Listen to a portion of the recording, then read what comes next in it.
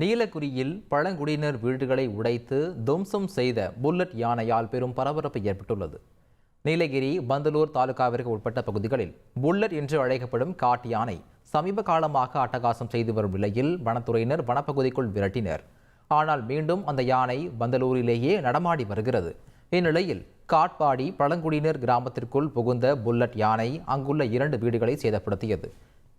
மேத்தி என்ற பழங்குடியினர் பெண்ணின் வீட்டின் சுற்றுச்சுவர் கூரையை சேதப்படுத்திய போது மேத்தி தன் பேர குழந்தைகளுடன் வீட்டின் பின்புறமாக உள்ள வழியில் சென்று உயிர் தப்பினார். இதை கண்டு அதிர்ச்சி அடைந்த அப்பகுதி மக்கள் சத்தம் எழுப்பி யானையை விரட்டினர். வனத்துறையினர் தற்போது அந்த யானையை கண்காணிக்கும் பணியில் ஈடுபட்டுள்ள நிலையில் ஒரே நாளில் 3 வீடுகளை யானை துவம்சம் செய்தது அந்த பகுதியில் பெரும் பரபரப்பை ஏற்படுத்தியுள்ளது. வீட்டுக்குள்ள நாங்க 3 பேர் இருந்தோம். எங்க பேர பிள்ளைங்க 2 பேரும், நானு 3 பேரு. இந்த வீட்டுல எங்க பெரிய மருமக இருந்துச்சு. அந்த வீட்டுக்கு ஓடிட்டோம்.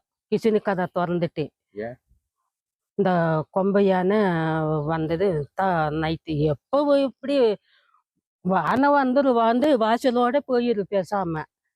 நைட்டு அந்த கொம்பை யானை ஒன்று வந்துச்சு. அதைத்தான் இப்படி பண்ணிடுச்சு. என்ன பண்ணிருச்சு? வீடு உடச்சிருச்சு, கதவு தட்டிருச்சு.